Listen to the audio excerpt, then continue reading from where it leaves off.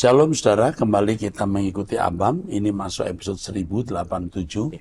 Mari Pak Yehuda kita mulai. Baik Pak, yang pertama dari seorang pria usia 33 tahun, Amin. belum menikah, tinggal di Jawa Timur. Ya, Shalom Pak Pendeta Erastus, mohon izin untuk bertanya. Apakah senang pergi jalan-jalan ke tempat wisata alam? Tidak boleh Pak. Karena saya merasa hanya ini yang bisa membuat saya lepas dari kepenatan dan kesepian, yaitu dengan melihat indahnya wisata alam yang seringkali membuat takjub saking indahnya. Saya sudah tidak punya orang tua. Terima kasih, semoga Bapak dan keluarga selalu sehat dan bahagia. orang yang tidak bisa menikmati hidup di bumi ini, saya kira tidak bisa masuk surga. Karena surga itu juga seperti bumi. Jadi harus bisa menikmati kenikmatan, makan, minum, tidur nyenyak, pemandangan alam, seni. Hanya tidak terbelenggu. Hanya tidak terikat. Nah ini yang harus dipahami. Kalau saya sering mengatakan jangan punya kesenangan, bukan berarti tidak boleh menikmati sesuatu. Artinya jangan hal itu menjadi pusat, puncak, sentral kebahagiaan kita.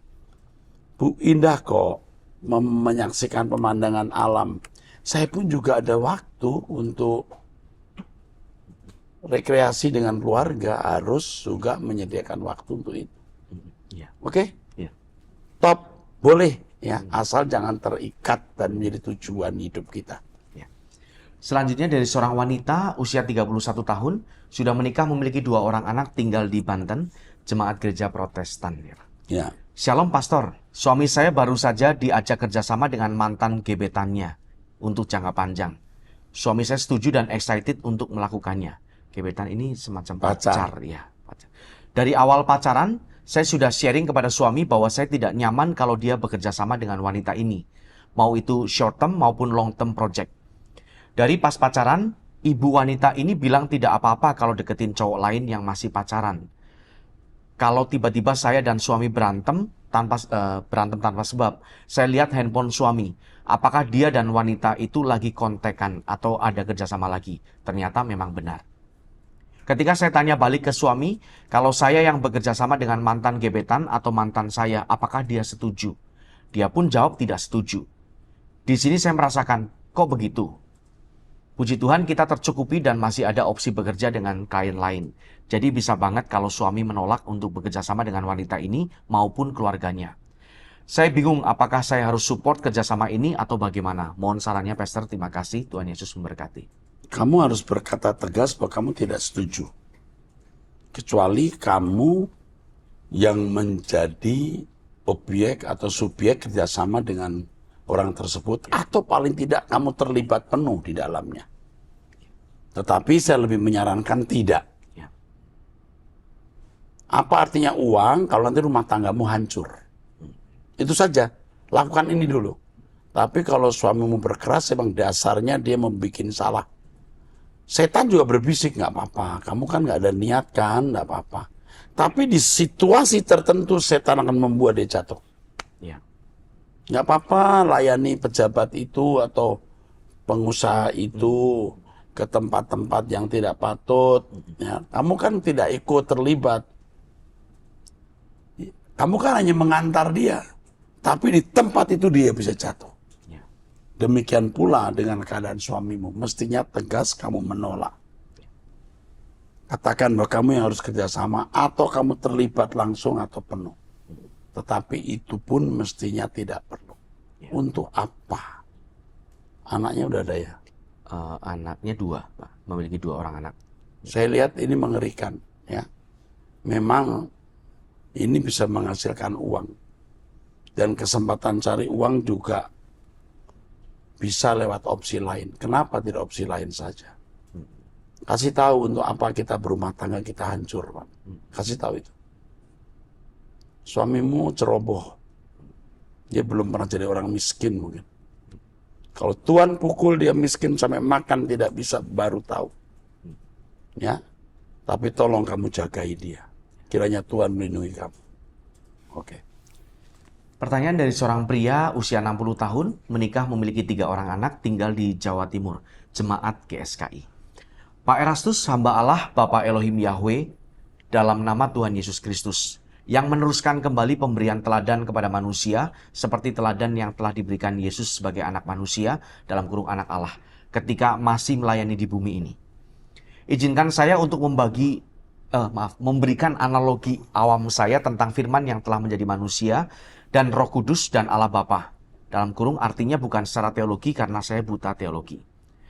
Begini, analogi awam sederhana saya dan jauh dari kerumitan penjelasan dari para teolog Kristen di tempat lain. Manusia diibaratkan Allah Bapa. Manusia mempunyai kata-kata atau kalimat atau perkataan yang pada Allah Bapa dikenal firman. Kalau manusia berkata-kata atau berbicara atau memberi perintah atau berkhotbah tentang suatu hal di suatu waktu dan tempat, maka manusia tersebut tetap dapat berkata-kata atau berbicara atau memberi perintah atau berkhotbah sama persis tentang hal yang sama di tempat lain. Demikian seterusnya.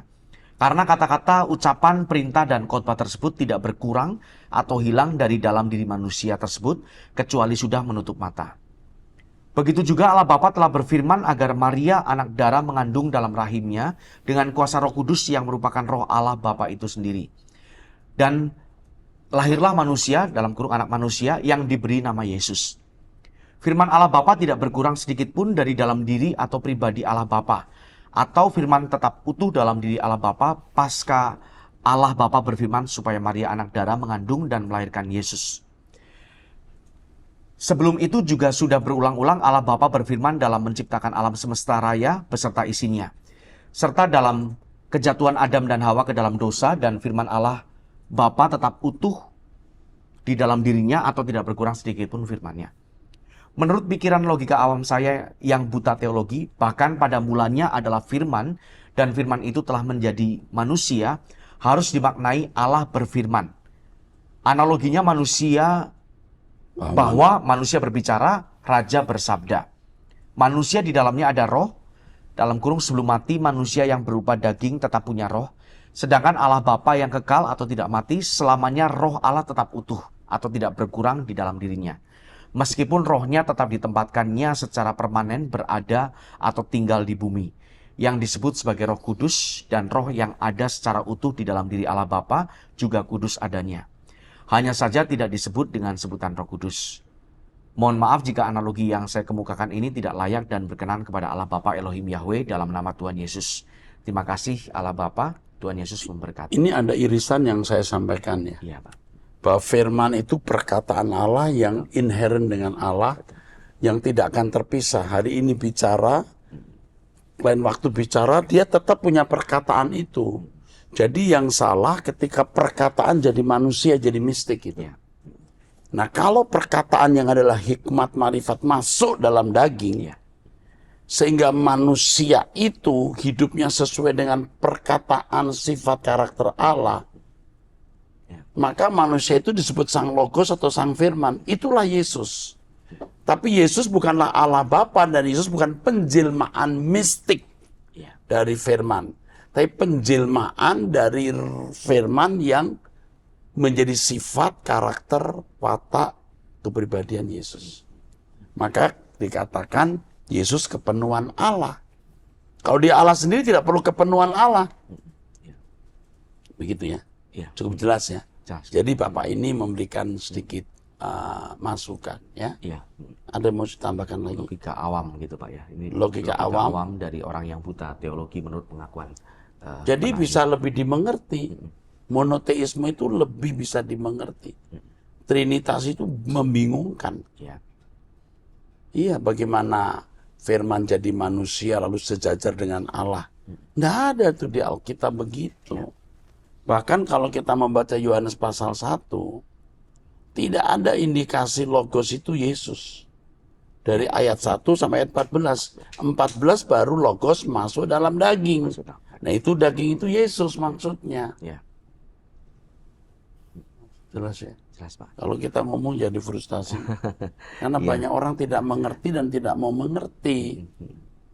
Udah itu saja. Ya. Yuk, teruskan. Ini Pak, analogi yang disampaikan oleh Bapak ini, tadi Bapak sampaikan firman yang masuk dalam daging, kalau beliau mengajukan Allah berfirman, itu kira-kira bagaimana? Sama ya.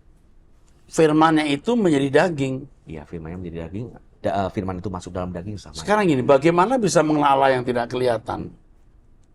bisa ketika sifat-sifatnya masuk dalam daging, diperagakan. Nah, Yesuslah Ya, manusia pertama yang berhasil memperagakan sifat Allah. ya. Disitulah maksud Allah menciptakan manusia segambar serupa dengan dirinya terwujud. Yesuslah manusia pertamanya. Makanya kita harus meneladani kehidupan Yesus itu. Ya. Oke, mantap. Selanjutnya dari seorang wanita usia 30 tahun, single tinggal di Jawa Timur. Shalom Pastor Erastus, terima kasih sudah menjawab pertanyaan saya. Sekarang saya tidak mau ambil pusing dengan omongan orang dan saya mau menikmati Tuhan saja seperti yang Pastor Erastus katakan. Saya sekarang mau memfokuskan diri untuk belajar firman Tuhan dan misi saya untuk menjadi berkat bagi orang lain, baik jasmani maupun rohani. Tuhan Yesus memberkati. Ini tidak ada pertanyaan Pak Anya. Cindy, Terima kasih. Iya. wanita usia 30 tahun. Cindy, be strong. We love you. Amin. Baik. Berikutnya dari seorang wanita usia 66 tahun, janda, suaminya sudah meninggal, memiliki 2 orang anak tinggal di Bali. Ini jemaat dari salah satu karismatik ya Pak. Shalom Bapak Erastus yang Tuhan kasihi. Terima kasih atas jawabannya dan semoga dia bertobat. Ini perihal pacar anaknya yang sedang menjalani sidang atau proses hukum, tapi masalahnya tidak dijelaskan, permasalahan hukumnya. Pak, saya terbeban dengan masalah teman saya, janda usia 69 tahun, anak 3 dan cucu 5. Teman saya lagi tidak bertegur sapa sudah 5 bulan dengan anaknya cewek. Janda mati, anak 1. Oh, ini anaknya dari temannya ya. Itu ya. Anaknya itu sudah janda. Sudah janda, suaminya meninggal, anaknya 1. Saya sudah berusaha mendamaikan. Saya sudah bilang juga ke anaknya, apapun salah mamamu, kamu harus mengasihinya. Jangan sampai menyesal di kemudian hari. Ini anak bakal menyesal. Iya. Ini kurang ajar. Kalau sampai tidak bertegur sapa dengan orang tua, tetap kurang ajar. Terus, mohon petunjuk Bapak, apa yang harus saya perbuat? Pak, sebetulnya masalah saya juga masih ada, tapi tertunda dulu. Makasih Pak atas jawabannya, Tuhan berkati. Ya. Nggak apa-apa, kau punya masalah sendiri, kamu sedang mengurusi masalah orang. Iya. Yang pertama, kamu hubungi teman kamu yang Janda. yang tua ya. Janda usia 69 tahun, iya. Yang tua. Kamu nasihati untuk besar jiwa. Karena temanmu ini sudah membesarkan anak, tugasnya sudah cukup. Ya. Jadi kalau anaknya tidak mau ngomong sama dirinya, sudah nggak usah diratapi, nggak usah membuat dia berduka. Tetapi coba periksa, mengapa anaknya sampai begitu? Ya. Mestinya dia juga tidak melakukan hal sampai anaknya tidak menghormati dia. Karena begini, firman yang mengatakan hormati ayahmu dan ibumu, itu bukan hanya hukum untuk anak-anak, supaya menghormati orang tua, tapi juga orang tua supaya bisa jadi orang tua yang bisa dihormati anak-anak. Oke? Ya. Terus kepada anaknya yang tidak mau bicara, kalau ibu bisa jangkau dia, nasihati dia terus. Ya. Kalau bisa dibawa ke true.id, doa pagi, dia bisa berubah. Ya. Oke. Berikutnya dari seorang wanita usia 36 tahun, menikah memiliki 3 orang anak, tinggal di Jawa Timur. Jemaat online true.id. Oke. Shalom Pak Eras dan seluruh tim ABAM true.id. Saya senang sekali bisa bertemu langsung dan berbicara dengan Pak Eras, bahkan didoakan oleh Pak Eras saat Pak Eras ke Surabaya, ke GSKI di Surabaya. RTC Sutos. RTC Sutos, ya. Terus? Saat saya merencanakan akan hadir ke sana, ke RTC Sutos Surabaya, saya berdoa agar Tuhan bimbing saya. Saya berangkat hari itu dengan niat yang sangat tulus dan Tuhan permudah semuanya, diberikan kelancaran untuk hadir bersama ketiga anak saya. Ini bukan orang Surabaya ya? Bukan Pak, Jawa Timur. Terus? Ya, jadi jemaat online. Tidak saya bayangkan sebelumnya karena sebelumnya saya dari agama lain. Dan ini adalah pertama kalinya saya menghadiri ibadah ke gereja. Sejak saya percaya atau meyakini Tuhan Elohim Yahweh dan mengikuti ajaran Pak Eras Truth.id dari bulan April 2024. Oh, ini baru jadi Kristen dari Muslim ya? Oh, iya Pak. Dari Muslim. Dari Muslim Pak. Terus? Nah, bahkan saya juga sudah install aplikasi My Rehoboth dan sudah terdaftar. Amin. Saya dapat ID card di aplikasi My Rehoboth. Saya senang sekali. Benar-benar pertama kali dalam hidup saya merasakan didoakan dengan begitu tulusnya. Dan secara langsung ada yang mendoakan saya. Pak Eras, tetapi saya tidak menangis-nangis atau berteriak-teriak seperti yang dialami beberapa orang yang saya lihat di Truth.id. Apakah hal tersebut tidak apa-apa? Oh, tidak apa-apa. Ini saya doakan langsung ya. Iya, waktu di Surabaya. Saya lupa yang mana ya. Iya. Oke. Karena Terus? banyak, iya. Karena saat Pak Eras mendoakan saya merasa mendapatkan kekuatan, kesejukan, dan ketenangan. Pasti. Ya. Terus. Saya senang sekali Pak Eras bersedia membimbing saya akan terus belajar menjadi lebih baik lagi. Oh iya Pak Eras, apakah ada rencana untuk mendirikan sekolah asrama gratis untuk yang tidak mampu dan berbayar? Dan tidak mampu bayar gitu mungkin ya Pak ya. Bagi yang, dan berbayar bagi yang mampu, jadi subsidi silang di Surabaya atau Sidoarjo. Untuk anak-anak yang ingin bersekolah dan bersungguh-sungguh agar bisa memiliki pendidikan yang lebih baik dan masa depan yang lebih baik. Terima kasih Pak Eras dan semuanya, Tuhan Yesus memberkati. Bukan di Sidoarjo, tapi di satu tempat. Ya. Kita diberi tanah 2000 meter. Rencana membuka SMA. Ya. SMTK ya, sekolah menengah atas lah ya. Dengan asrama. Tapi coba ya, ini nanti diberi informasi. Ya. Kenapa dia tanya begini ya? Kenapa? Ya. Kalau memang ada anak yang mau disekolahkan, kita bisa kirim ke Medan atau Tomohon. Ya. Atau Palangkaraya. Kami punya 3 sekolah ini dan asrama untuk SLTA. Kalau di Palangkaraya SLTP bahkan. Tinggal di asrama kami didik 24 jam. Supaya jadi orang-orang hebat suatu hari. Ya. Oke, nanti kita akan minta kejelasan. Ya. Oke, teruskan. Pertanyaan selanjutnya dari seorang pria usia 56 tahun, menikah memiliki 4 orang anak tinggal di Jawa Barat, jemaat karismatik. Shalom, mohon izin bertanya, apakah boleh melakukan sumpah untuk menyelesaikan suatu masalah? Terima kasih, Tuhan Yesus memberkati. Alkitab mengatakan kita tidak boleh sumpah, tapi maksud di dalam Alkitab itu sumpah dusta. Ya. Nah sekarang ini ada 2 jenis sumpah. Satu sumpah jabatan waktu memikul atau mengemban satu tugas. Ya. Lalu yang kedua itu sumpah di pengadilan. Ya. Untuk menyatakan bahwa yang dikatakan itu benar. Nah kalau ada masalah tidak perlu pakai sumpah saya kira. Kecuali memang ini secara hukum harus dilakukan. Tapi kalau ada masalah tidak perlu pakai sumpah. Kalau orang tidak mau percaya kita ya sudah. Oke, jelas ya. Tidak usah pakai sumpah untuk hal yang tidak ada kaitannya dengan pengadilan dan tidak ada kaitannya dengan jabatan. Justru orang yang mau suka bikin sumpah, saya malah tidak yakin dia serius. Ya, malah tidak dewasa kadang-kadang. Karena berharap untuk dipercayai orang dengan sumpah itu. Tidak perlu. Orang nggak mau percaya kita ya sudah, nggak usah pakai sumpah. Oke, teruskan. Ini berikutnya sebuah kesaksian dari seorang wanita tinggal di DKI Jakarta, jemaat Protestan ya Pak. Oke.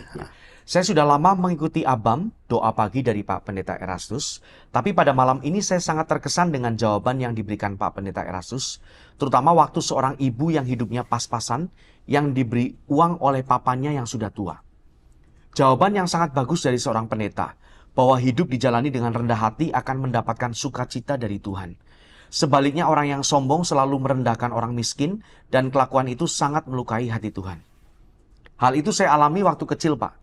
Orang tua saya hanya pegawai pabrik di kota kecil di Jawa Barat, kami 6 bersaudara. Kalau makan dikasih telur asin itu 1 telur dibagi 4. Itu saja yang kami makan Pak lauknya. Tapi Tuhan Yesus baik, sungguh sangat baik Pak Pendeta. Dengan diizinkannya saya melewati masa-masa pahit waktu kecil. Setelah saya dewasa dan sekarang sudah tua, saya tidak bisa melihat orang yang datang pada saya minta bantuan dan saya tolak. Sekali lagi puji Tuhan, pekerjaan Tuhan selalu mendatangkan kebaikan ketika kita mau setia padanya. Banyak pertolongan Tuhan yang membuat saya dan keluarga heran dan tak habis-habisnya bersyukur. Ini tulisan yang bisa saya sampaikan pada tim ABAM, untuk yang muda jangan bersungut-sungut ketika ada dalam sulitnya hidup, dan jangan sombong kalau diberi berkat berlebih. Hidup hanya sementara, kita harus fokus pada langit baru, bumi baru. Sehat terus Pak Pendeta Erastus. Tuhan selalu berkati Bapak Pendeta dan keluarga. Terima kasih untuk tim ABAM, maju terus bersama Tuhan karena jerih payah kita tak pernah sia-sia. Ibu ini tidak disebut umurnya, tapi saya kira sudah di atas 40 atau 50 dari bahasanya ini. 50 lebih ini. Ya. Dia wanita, DKI Jakarta, jemaat GPIB, tapi rasanya dekat dengan kita ya. Iya, karena langit baru, bumi baru. Iya, kalimatnya kalimat itu. Ini sudah lama ikutin Abam dan seterusnya. Doa pagi juga setia, Pak. Oke, luar biasa Iya, ya. luar Kita biasa. terharu loh dengar Terharu, begini. Pak. Tuhan memberkati Ibu. Saya kok bisa merasakan ya bagaimana Ibu dibuat Tuhan generous, murah hati. Iya. Lewat pengalaman Ibu. Dan saya jadi ingat waktu saya membaca Abam, episode berapa yang bapaknya sudah tua lalu memberikan uang 100.000 atau berapa ini. Iya. Itu nyet hati saya. Iya. Karena saya orang tua juga kasih uang ke anak saya. Walaupun anak saya sudah menikah, tapi saya kadang-kadang kalau punya uang lebih saya berikan gitu. Nggak usah pap, enggak. Ini untuk cucu, nyet. Atau kalau anak saya pas mau jalan keluar kota gitu, saya titip untuk, nggak usah pap, enggak, itu untuk beli mainan anak-anakmu. Iya. Bapak itu tetap ada keinginan untuk buat sesuatu untuk anak. Oke, teruskan. Pertanyaan berikutnya dari seorang wanita usia 37 tahun, menikah memiliki 2 orang anak, tinggal di Jakarta, non-Kristen yang sedang belajar Kristen. Kristen ya. Iya. Saat ini status saya Ini menikah. orang Muslim ya. Orang Muslim, Pak. Ya. Oke, yuk. Saat ini status saya menikah, tetapi sudah pisah rumah dengan suami selama 2 tahun. 2 bulan lalu saya dan suami sepakat berpisah secara negara, tetapi sampai sekarang belum diurus. Saya beragama Muslim yang sejak 5 bulan terakhir saya nyaman beribadah ke gereja. Awal saya bisa ke gereja karena di akhir tahun saya mendapatkan kejadian. Suatu malam saya bertanya dengan teman saya yang beragama Kristen, kasih lihat saya di Alkitab ini pertanyaannya, yang menunjukkan kalau harus memaafkan orang yang bersalah kepada kita terlebih dahulu, baru Tuhan akan mengampuni kita. Setelah teman saya menunjukkan dan membacakan, langsung saya menangis hingga terseguk-seguk. Dalam tangis saya merasa Tuhan sedang mengusap-usap kepala saya, lalu seperti ada rasa yang keluar dari dada saya ke atas. Seketika hati saya merasa damai sekali. Lalu terdengar bisikan gereja. Esok hari saya langsung pergi ke gereja. Pertama kali saya masuk gereja mendengarkan pujian, saya langsung menangis. Ketika pendeta menyampaikan firman, kenapa seperti nyambung sama apa yang saya alami di hari sebelumnya. Saya merasakan damai, ada panggilan untuk baptis, tetapi karena proses persidangan belum terlaksana, jadi baptis belum saya lakukan. Saya takut kalau dia tahu hal ini akan diangkat ke persidangan. Saya pernah mendapat masukan begini, selesaikan dulu urusan persidangan lalu baru dibaptis. Isi hati dan pikiran saya hanya, saya ingin nyaman beribadah tanpa harus mengumpat-umpat. Saya ingin mengabdi dengan Tuhan Yesus, Pak. Saya butuh nasihat dari Bapak, sebaiknya apa yang harus saya lakukan terlebih dahulu. Terima kasih. Suaminya Muslim atau Kristen? Islam ya, Pak. Sepertinya Islam. Ini berpisah. Sebenarnya kasus perceraiannya kenapa kita tidak tahu ya. Iya, Pak.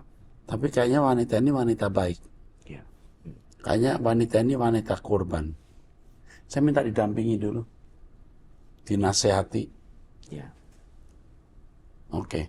Adalah bijak kalau memang tidak perlu menunjukkan bahwa dia dibaptis atau masuk Kristen. Iya. Ya.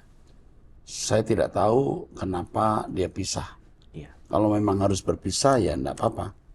Selesaikan dulu urusan perceraiannya, baru nanti melanjutkan hidup. Tapi mesti didampingi wanita ini. Oke. Dia menangis terseduh-seduh ya. Iya. Artinya mengampuni suami dong.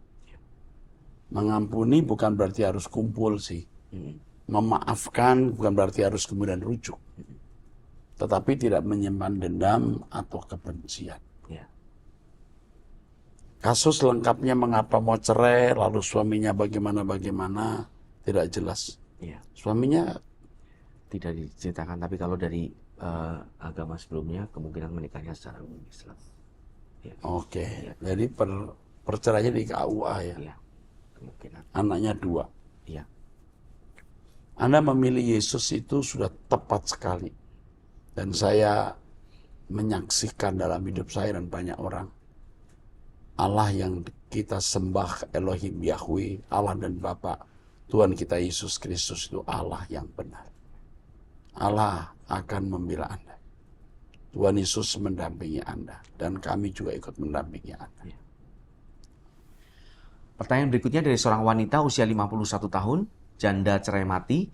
memiliki 2 orang anak, tinggal di Jakarta, jemaat dari Karismatik. Ya. Shalom Pak Eras beserta tim Abang. Saya bersyukur mengenal pengajaran Pak Eras sejak 2015 sampai sekarang. Walaupun saya bukan jemaat GSKI. Tiada hari tanpa dengar khotbah Pak Eras maupun pendeta GSKI yang lain. Saya merasa hidup saya berubah menjadi lebih serius mencari Tuhan. Yang ingin saya tanyakan, apakah ciri-ciri orang yang dipenuhi Roh Kudus? Apakah orang yang dipenuhi Roh Kudus bisa kena hipnotis? Pak Eras, saya rindu mama saya beserta saudara kandung saya mengenal Tuhan. Saya rindu mereka juga bisa masuk langit baru, bumi baru. Setiap hari saya bawa dalam doa. Tapi Tuhan belum menjawab doa saya. Apakah saya juga harus berpuasa? Mohon bimbingannya. Oh iya Pak, kadang-kadang saya ikut onsite di Mall Arta Gading. Hadirat Tuhan rasanya nyata dibandingkan online. Terima kasih Pak, Tuhan Yesus memberkati seluruh keluarga GSKI. Terima kasih. Dipenuhi Roh Kudus itu 2 versi atau 2 jenis. Satu permanen, satu temporal. Yang temporal itu ketika seseorang dipenuhi Roh Kudus memanifestasikan dengan karunia roh, bahasa roh, penglihatan atau nubuatan. Itu bisa dikatakan dipenuhi roh juga. Seperti pengalaman di Yerusalem. Atau di gereja mula-mula maksudnya. Yang kedua dipenuhi roh Allah secara permanen, yaitu ketika seorang belajar firman, dipenuhi firman Tuhan, dibimbing Tuhan, sampai dia memiliki pikiran perasaan Roh Kudus. Dan orang seperti ini pasti hidup suci, pasti mengasihi sesama, pasti melayani Tuhan. Nah, apakah orang yang dipenuhi Roh Kudus bisa kena hipnotis? Menurut saya tidak akan bisa. Karena saya pernah mengalami mau dihipnotis, nggak bisa. Ya. Bagaimana dengan keselamatan orang tua dan saudara-saudaramu? Kamu yang harus berubah dan menjadi saksi kehidupan nyata. Kamu yang harus memenangkan keluargamu, dan Roh Kudus pasti menuntun kamu bagaimana memenangkan mereka. Selamat berjuang. Selanjutnya dari seorang pria usia 66 tahun, menikah, memiliki 3 orang anak, tinggal di Jakarta, jemaat GSKI. Shalom Pak Eras, saya mengerti keluhan yang Bapak sampaikan menjelang akhir doa malam, Jumat 31 Mei 2024. Mungkin orang-orang yang baru bergabung 10 menit menjelang doa pagi berakhir, dalam kurung Minggu sampai Jumat, nonton menggunakan kuota internet, bukan wifi. Mereka hanya ingin mendengar pesan Tuhan. Ya, saya sendiri mengikuti doa pagi dari rumah menggunakan wifi. Saya mengikutinya sejak pukul 4.50 waktu Indonesia Barat. Mungkin karena mau irit kali ya, jadi mau dengar khotbahnya aja ya. Oke deh. Ya. Tapi awal-awal saya juga nakal Pak. Seringkali saya matikan lampu kamar segera setelah Bapak muncul di layar doa pagi, dan saya tidur lagi dengan handphone tetap berbunyi. Ini jujur banget ya Pak. Terus ya, layar handphone dapat saya matikan karena saya berlangganan YouTube Premium. Saya baru bangun menyalakan lampu kamar dan duduk ketika saya mendengar Bapak akan menyampaikan pesan Tuhan pada pukul 5.50 waktu Indonesia Barat, Minggu sampai Jumat. Atau pukul 6 waktu Indonesia Barat khusus Sabtu. Syukurlah belakangan ini saya bisa terjaga terus sejak pukul 4.50 waktu Indonesia Barat hingga doa pagi selesai. Sekian dulu Pak, terima kasih Tuhan jadi memberkati. dia memberitahu. Iya, ada yang seperti ini. Karena melihat itu ya, kuota itu ya. Iya, ada Aduh, lucu banget ya. Pak, ini Pak Paul Herlambang. Usia 66 tahun. Bapak udah tua tapi jujur banget. Jujur dan polos. Aduh, Pak Herlambang, Bapak apa? Siapa? Pak siapa? Iya, Pak Paul Herlambang. Ini berapa kali mau dipertanyaan deh. Iya, Pak. Ini orang tua yang baik. Pasti masuk surga rasanya dia. Bukan rasanya. Ini kalau udah bahasanya begini masuk surga ini. Amin. Waktu itu sempat nakal. Sebenarnya nakal bukan hanya Bapak, saya juga nakal. Cuma sekarang kita udah nggak nakal lagi ya Pak. Usia Bapak udah sama dengan saya. Bapak lebih tua setahun ya. Jadi sama-sama nakal. Tapi sekarang berhenti nakalnya. Oke, sampai jumpa di episode yang akan datang 1088. Tuhan berkati.